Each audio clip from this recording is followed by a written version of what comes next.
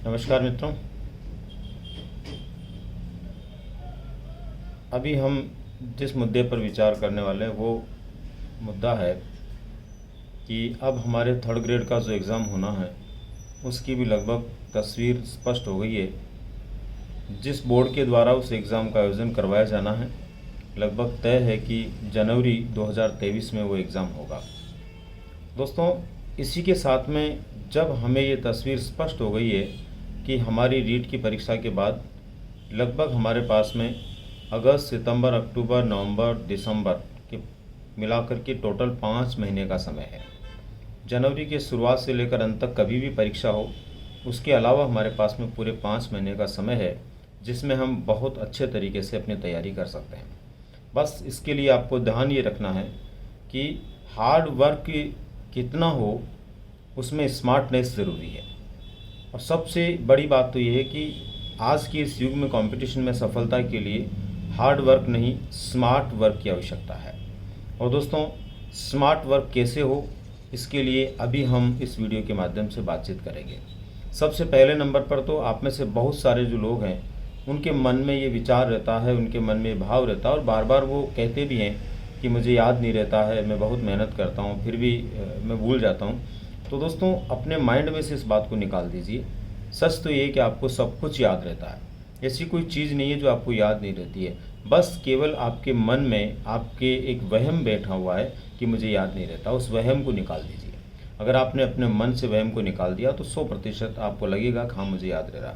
जो कुछ आप पढ़ते हो उसके बाद में आप सोचा करें कि हाँ ये सब कुछ मुझे याद है और ये सब कुछ मुझे याद रहेगा, ज़रूरत पड़ने पर मैं निश्चित रूप से इसको काम में ले पाऊँगा या निश्चित रूप से ये मेरी सफलता के लिए महत्वपूर्ण है। इसलिए आपको जो है याद को लेकर के कोई फालतू का विचार अपने मस्तिष्क में नहीं लाना चाहिए। दोस्तों, एक छोटी सी बात आपको यहाँ पर ध्यान में रखनी है। अब हम क्या करें, क्या पढ़ें? अब हम क्या करें और क्या पढ़ें? तो दोस्तों, पहली बात तो ये है कि हम कई लोगों के द्वारा बताई गई पुस्तकों के या उनके विचारों के पीछे भागते हैं, लेकिन आपको हमेशा स्मरण रखना चाहिए कि बताने वाला व्यक्ति अपने विवेक के आधार पर बताता है कि ये पुस्तक बहुत अच्छी है या इसको पढ़ना चाहिए।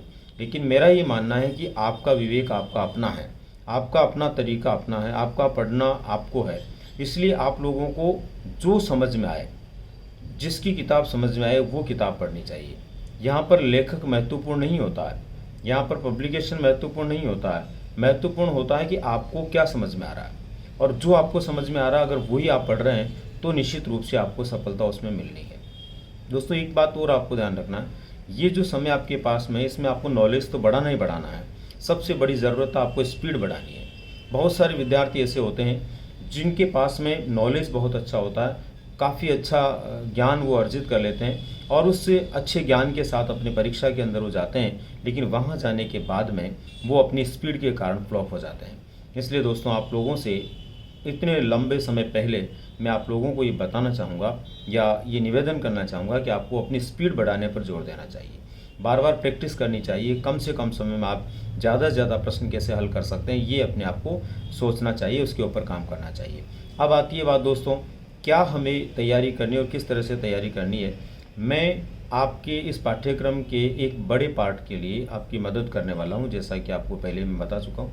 दोस्तों, अभी आपको पता है नियमित रूप से हर 1-2 दिन में मैं एक टॉपिक आपका शैक्षिक प्रबंधन को लेकर के या शैक्षिक परिदृश्य को लेकर के भेज रहा हूं और हर हाल में आप लोग उसको देख भी रहे होंगे।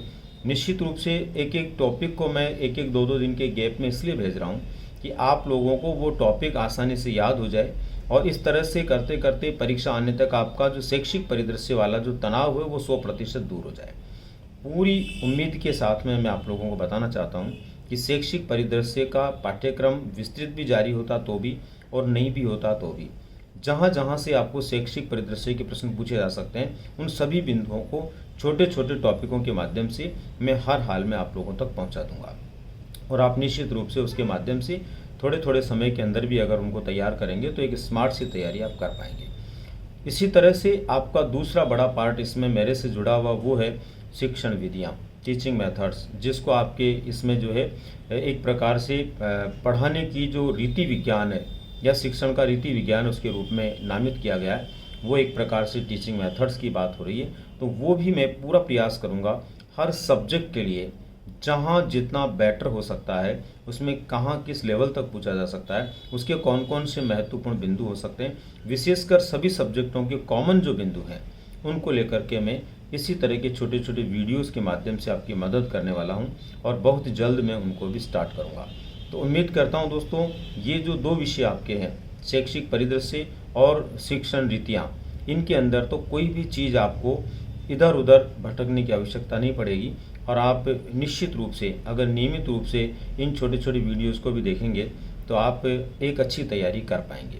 उसके बाद में मनोविज्ञान का ग्रेड 3 में बहुत बड़ा पार्ट नहीं है, बहुत बड़ा अंक भार नहीं है, लेकिन विषय वस्तु उसकी भी काफ़ी बड़ी है।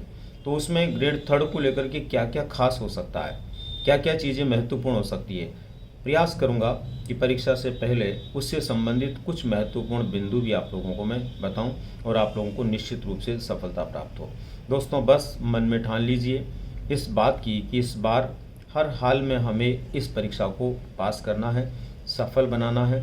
और दोस्तों, जैसा कि मैंने आपको बताया, अब आपकी सफलता सुनिश्चित है, आपकी जीत सुनिश्चित है। उसके लिए मैं भी आप लोगों की मदद करने के लिए तैयार हूं और समय समय पर आप लोगों की छोटी छोटी वीडियोस के माध्यम से मदद कर रहा हूं। ये निश्चित रूप से आप लोगों को सफलता की ओर ले जाए और आप लोग भी इन्हीं के माध्यम से और इसके अलावा बहुत अच्छी अच्छी बुक्स जो भी आपके पास उपलब्ध है उनके माध्यम से सुनिश्चित रूप से सफलता प्राप्त कर लें। ऐसी आशा और उम्मीद के साथ में धन्यवाद। मिलते हैं अगले फिर किसी इसी तरह की वीडियो के साथ में।